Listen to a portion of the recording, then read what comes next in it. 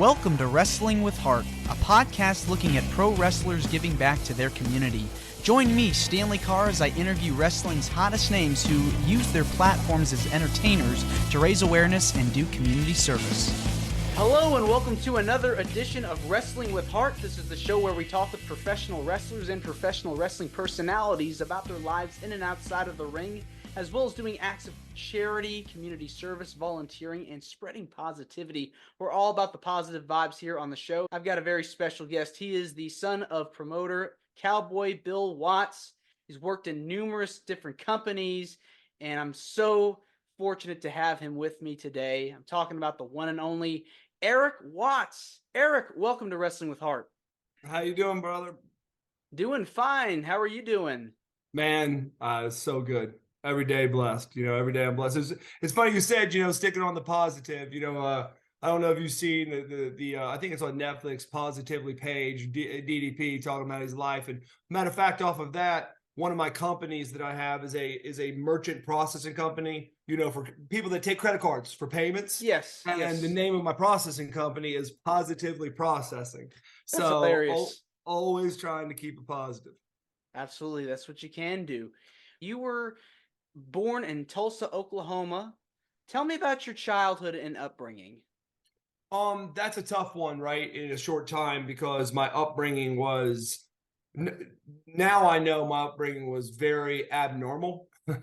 When you're brought up in a environment that you are just used to, then you think it's what you're used to. But as you do podcasts, as you talk to people, they're like, no, that's not normal. Because we went from everything from, we started with a house that was like, 2,500 square feet. And then as we were succeeding, or as my father and my mother were succeeding, the house ends up being 10, 11,000 square feet. Then, a 3,500 square foot gym and dog kennels that we needed for our trainers, because our trainers trained our attack dogs and the Oklahoma City Police and Tulsa Police attack dogs. And we had a racquetball court, and our house had floodlights so that if someone tripped, and double iron gates. And we there towards the end, we had 24-hour police security because we had bomb threats and things sent to the mail. House shot up. Sometimes people would try to run us off on the way to school, or check my, one time try to check my little sister out of class to abduct her for ransom. So it goes from everything from an unbelievable story about how my mother and her family escaped after Russia took over their country and lived in deportation camps for 7 years in Germany, to being brought over by a church in Oklahoma City, to my father, being a big pro wrestler. So we had a very ultra mixed raising, with very open mind, open ideas, seeing the world, understanding the different types of languages and cultures. Our father is not just one of the biggest promoters and pro wrestlers, but he's also known as one of the street enforcers, for, getting in a fight. Never wanted to have a bad word with him. And very boisterous and an incredible entrepreneur. So that is a nutshell of a part of what it was like to be around in my house. My mother had made a deal with my father. When my father went to go play pro football, yes, he played at University of Oklahoma, but he went and played pro football without graduating with a degree from college. My mother did not go to college. My mother, speaks 13 languages. She's got a pretty good accent out there in Oklahoma. And she ends up going to New York out of high school modeling. That's actually how my mom and dad end up meeting again. My dad was wrestling Bruno Sammartino main event for Vince McMahon when it was WWF. And he was driving down, and one of the guys was with him. He goes, I used to date that chick. He saw her on a billboard. And the guy's like, no, you didn't. There's no way you dated that chick. And he got the name of the billboard company, which got the modeling agency, found out my mom was living in New York. They started dating again. And then, there's a history of that.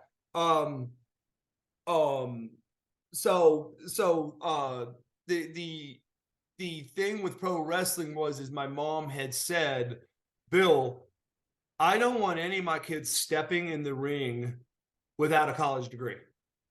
So now my brother Joel went to college, but then and he became doing producing and color commentary and all that. But so I wanted to go play pro football, and so that was my line. That's where I was going. I graduated with my first degree in 3 years. So once I was off, I said, "Hey, I want to get in the ring." I'd set up rings. I had sell T-shirts, security, lights, Do everything you run can. guys. I've done everything, but we were not allowed in the ring. Meaning we could put it up, we could do it. We ran in the ring a few times on some run-ins for my father and blah blah blah. But we did not overhear anyone talking about matches. Didn't know how to set up a match. Didn't know any of that stuff. Meaning not knowing. We didn't care. We had things going on. So I had said, "Hey, I want to do this." Jody Hamilton, a very good father, a friend of my father, the Masked Assassin. It just so happened that he had a training school outside of Atlanta. Jody said that I could come down and get in the ring due to he understood the story behind it. I went down there just to get in the ring to see what it was like, but I came full force. Like I wanted, Sarge, Buddy Lee Parker. I said, I want the full effect. I don't want kick gloves. I want it harder than anybody, blah, blah, or as hard as you can give it to me. So I worked out for 23 days. And then I was heading back to college, and Dusty Rhodes asked me to do a show on the way back to Louisville. I'm like, Dusty, I got my boots because I got boots to train in, but I don't have anything else. And he's like, well, you don't have anything? I said, well, I got I think I got my leather jacket, and I can't remember what the hell I had. And he said, okay, just show up and wrestle in that. And so I did. And then he asked me to do another show and another show. And by the third show, Dusty said, hey, I know you're going back to finish your master's, but you need to be in Atlanta tomorrow. I go, why? He goes, I got a contract waiting on you. And your fourth match is going to be on Saturday Night Live WCW.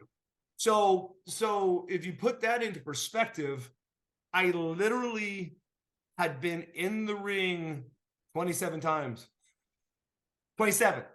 So when people kind of look at it, even me, I've got to go back and look at some of my matches because, coming from all the sports I came from, all the film study and watching everything that you do and don't do, it's called the eye in the sky never lies, meaning a video camera. So you might have thought you did good or you might have thought you done bad, but you really don't know until you watch the film. Well, now I look back and everything was going very fast, but I now go back, and a lot of people go back and they're like, well, hold on a second. That was your first match and you've only been in the ring 24 times in your period? I'm like, yeah. And then I did 312 days my first year right on the road. Brother, when everyone else was like, what town and where are we going to? Brother, I had my camera, videotaping it, studying the night before, but every day was a brand new flipping day. Like my nerves were going, my eyes were wide open every day of my wrestling career because I was literally, I tell people the story like Dustin Rhodes. I knew Dustin as a kid. And when I first got to WCW, Dustin had a lot of stress on him, and Dustin had been wrestling for quite some time. And Dustin's stress was like, people are never going to think of me as Dustin Rhodes. I'm always going to be trying to fill the shoes of Dusty Rhodes. And I looked at him and I said, I am so sorry, bro, for you. And he goes, what do you mean for me? I go, why in the hell would you ever want to worry about filling the shoes of Dusty? And they go, well, that's what people think. I said, no, that's not what people have to think at all. I mean, first of all, I didn't come to fill the shoes of Cowboy Bill Watts or Hulk Hogan or anyone else. I came to step over their footprint and make a bigger footprint. Now, I didn't. I don't think, I was no Hulk Hogan. I don't think I was ever as big a name per se. Yes, based on the TV exposure, my name was out there upon millions of people, right? But legacy wise, right? But it was just like when I went to college football, I went to be the number 1 drafted quarterback, and I went to go win the Heisman Trophy, and I went to go win a national championship. Now listen, none of those 3 things happened, but I was going to go to Tampa Bay. I went and pro wrestled instead. I started for a Division I team. I tell my kids and I tell business people alike, the one thing that people mess up in this world is they set their goals too high, right? And so I want you to remember this, staying positive. Your attitude determines your altitude in life. So your attitude determines your altitude. So the more positive you are, the happier you are, the more and the further you go in life, period. And so I tell people all the time, I say, listen, I don't care whether you shoot for the stars, the moon, or a different planet. Because if you come up short, you're still a hell of a lot higher up and further than the people that were just shooting for the top of the trees. And you definitely made it. You know, you had successful runs in several different companies, worked Yep. a laundry list of opponents. Who are some of your favorite people to wrestle against over the years? That is a phenomenal question, and it should be a question that should come up in 2 seconds.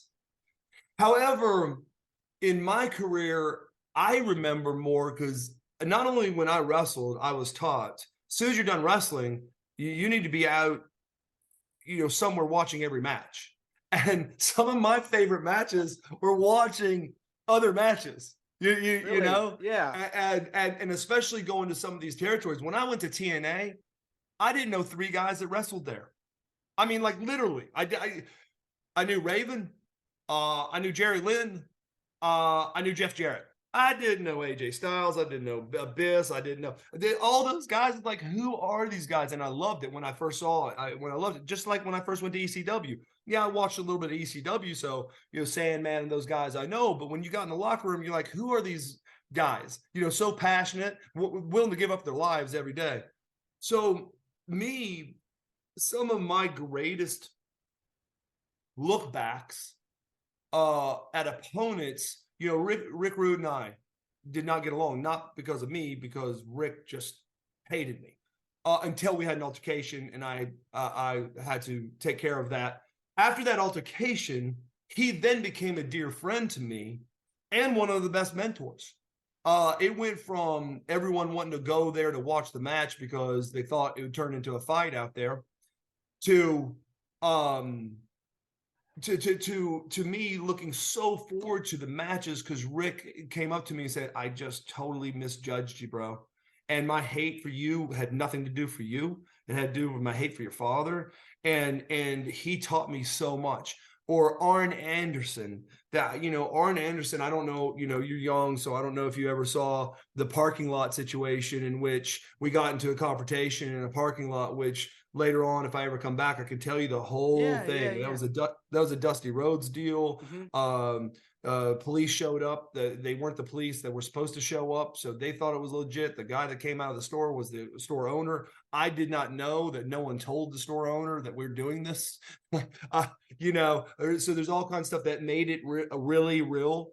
But that was Arn Anderson. He was doing an angle with me, and he needed a knee surgery. And he was the one that came up, from what I understand, and said, I love this kid. This kid is busting his butt. I got to go out. He does this STF thing.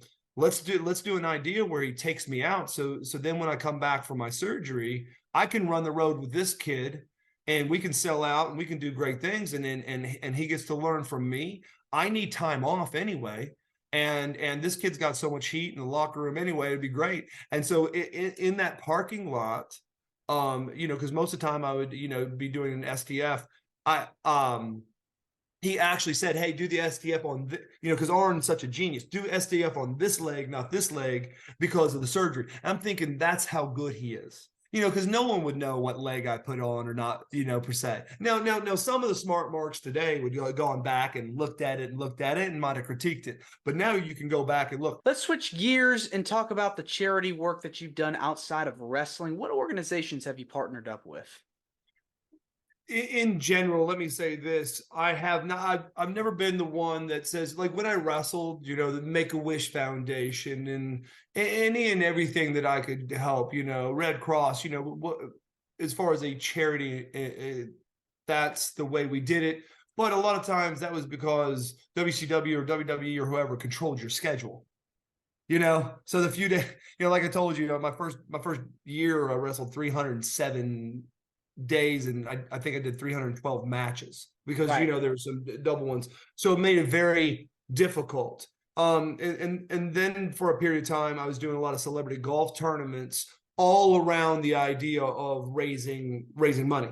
September 11th and firefighters and this and that was so amazing, and so much fun.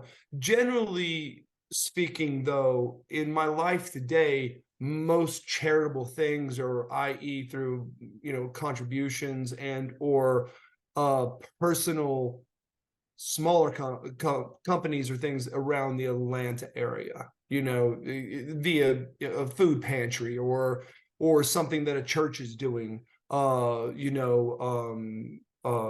were just at a church this weekend, listening to some missionaries, and the whole how they started 40 years ago or whatever in the audience of that church, and how they did not expect to become missionaries, and all the things they go through in the country that they're in. And now they're stateside.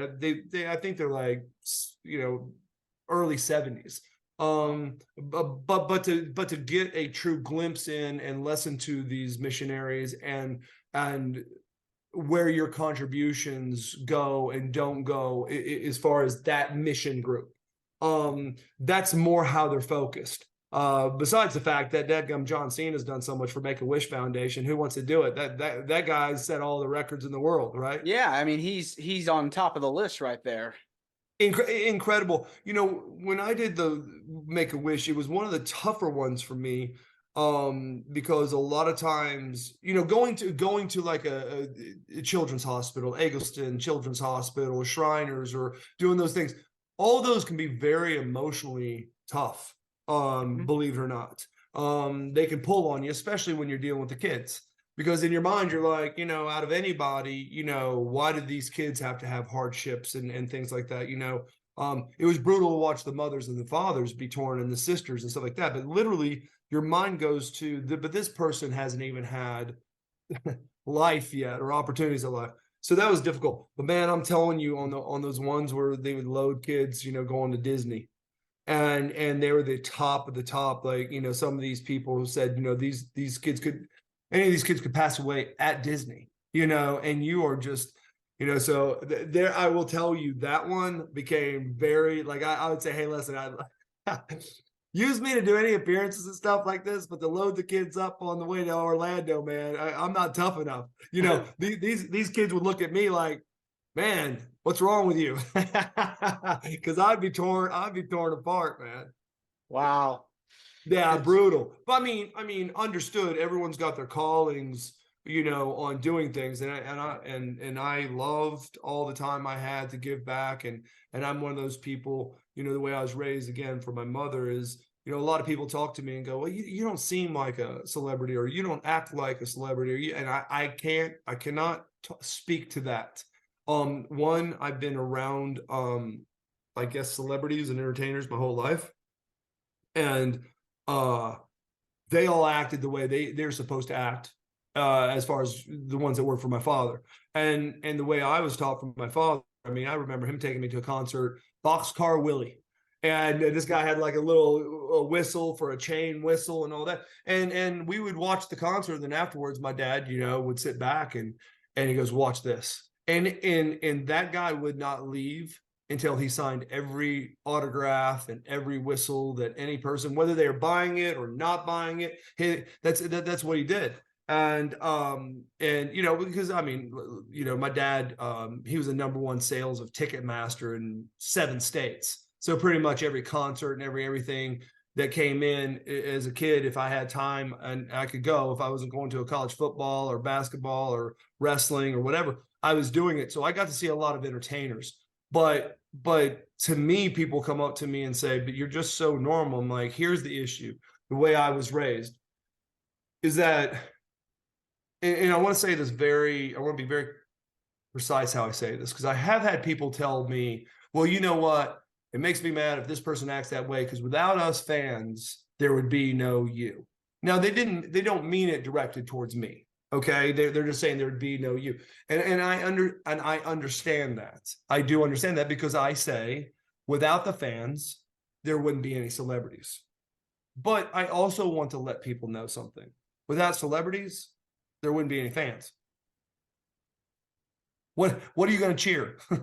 If the world was just vanilla, what? Yeah, are you going to go to your local grocery store and say, you are the best bagger I've ever seen? Woo, right? If football was not shown on TV, if we did not have sports. So what I'm saying is, first of all, I don't think people just become, I think people have callings in their lives and platforms in their lives. Then they're being given a special platform. And that's the way my mother would talk to me. She would say, hey, I'm not sure why God chose your platform to be in entertainment, but I want you to know you are to use that platform to the best of his ability, not yours. And so it put it in perspective that I always walked around saying, I am thankful for this platform. Now, what can I do to serve it in a way of light and happiness, and humility? Because at any time, the person that gave me that platform could take that platform away from me. And let's say people that don't believe in anything, a higher power or religion. I'm not throwing religion, politics, or anything on anyone. I'm saying the way my mom raised me. Okay. But if you believed in nothing, that you live and you die and there's nothing afterwards, your body at any time can stop functioning. Right. I mean, this week alone, last week, one of my dear friends that I got into pro wrestling, Harold Ice Train Hogue, 56 years old, me and DDP hang around and we're all around. His kids went to school with my kids. He lives 10 minutes from me, passes away from a massive heart attack, right? My girlfriend of 7 years gets a call 2 nights ago, and her niece's husband of I don't know how many years just turned 50, and the next day went out and shot himself in the head. I went to go donate platelets at Red Cross the other day, and someone hit me up on Facebook, and one of my good friends wife, and he said pray for me, and she went in and her stomach hurt, and now they found that she's got a progressive ovarian cancer that's in her liver and somewhere else. So at any time, no matter what you believe or not, your body or whatever can give out or things stop. And so to respect where you're at and the time you have is the biggest thing. And if you're respecting life in general, you have to respect every other human, right? You just need to. Now, if people are disrespectful, that's one thing. So to me, I never, ever, ever have thought I am bigger, greater, more important than anybody. It's kind of like when I used to do a lot of motivational speaking, I used to say to people, when I first got to Atlanta, in Atlanta there was a billboard and Martin Luther King was on it. And he said, basically the billboard said something like, why do we live apart? We're all going to die together. and there's a saying, there is no religion and there is no racism in a foxhole during war. so if you're in a foxhole and you're fighting for your life and you got 4 U.S. soldiers, you don't care who's white, black, Jewish, green, or what their faith is. You're trying to stay alive. And so all those reflect the same thing. If people really take the time in this world to understand, appreciate that we're only here for a blink of an eye, then I believe that people would spend more time loving, caring, and nurturing other people and less time divided, because our time here is special and we need to make the most out of it. And you hear this all the time, but my mom used to say, are you living to live the best life, or are you living to leave a legacy in which others want to live that life? And that was very deep to me. And then when I started, me and Lex Luger and I and a few other people started getting together for a men's meeting, and some very influential people came. And I won't say, let me not say this, but a man that sets up accounting and law stuff for some billionaire business owners in Atlanta. So you could probably think about some of those that you see on TV. He was their consultant on this. And he was talking about the fact that when he sets up accounts and wills and all that, he calls it legacy building. And literally the way he sets up some of the legal structures is for so many generations down that they name the child X. Like they 4 generations down, these billionaires that have built Home Depot or Georgia Pacific or, whatever they've built, that some one of their generations, 1 generation down or 10 generations down, can't show up and be such a mess up that they ruin the whole legacy, right? Mm-hmm. Well, you sit and you talk to these financial wizards and these accountants and stuff, and you're thinking, think about this. These guys or these men and women that have built these companies want to make sure the companies are there for it. They positively, like Truett Cathy, Chick-fil-A. He wants Chick-fil-A to be around forever, and he does not ever want it open on Sunday, blah, blah, blah, blah. But Truett Cathy himself, he lived his life that way, right? He lived that life, and that kind of reminds me of what my mom says. Are you living your life, your best life today, just to live it as your best life, or are you trying to leave a legacy that other people will want to live their life by too? Something like that, right? In that. So that's kind of what I'm about. And the only credit I can give is the fact that it's none of it's me. It's just, I was blessed to have a phenomenal upbringing with phenomenal parents. And I've been blessed to keep very, very good friends around. And I try to stay as connected in the real time and the world as possible. And always stay humble. Well, I love to hear that. And you definitely have shared with me today a very powerful story. And I hope this podcast inspires someone to do good in their life as well. Erik, this has been great getting the chance to speak with you. It means a lot to me and to my listeners and viewers that are watching this on YouTube. Where can people find you on social media? Right. Okay. So it's hilarious. So we're revamping it. Okay. My daughter, I don't know, people that check me out on Facebook can see my son, my daughter. I'm very proud of them. My daughter is at the Naval Academy in her senior year. She's a cyber specialist. She's been chosen for the Marine Corps, which is awesome. Congratulations. She's very excited about that.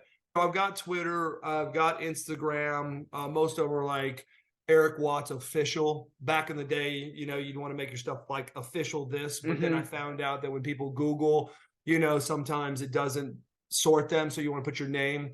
I think my Facebook is still watts.erik.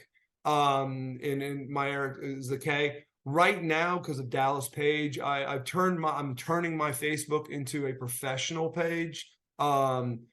So that I can get out to more people. I'm trying not to do what they call the athletes page, which that's how you monetize with reels and all that. But then anyone can be a member. So I still have my, I've been maxed out at 5,000 people for a long time, but I'm still trying to get out to more people. So I would love anyone to hit me up, follow me on Facebook, Instagram or Twitter, or X. But like I said, most of them are like Erik Watts official or watts.erik on Facebook. And that's kind of how to keep up with me. And it will evolve the next 3 to 6 months so that it's easier for people to find me. Well, Erik, again, thank you so much. And you're more than welcome to come back. You got it, my friend. Well, you know how to get a hold of me. If we need to do another one, let's do it. I had a great time. It felt like we were on here for like 2 minutes. So I really enjoyed it. You keep on doing you and keep spreading the word, man. Will do. Thank you again. Thank you. This is Wrestling with Heart. I hope you found this podcast to be informative and entertaining. If you did, please hit the subscribe button and look out for the next edition.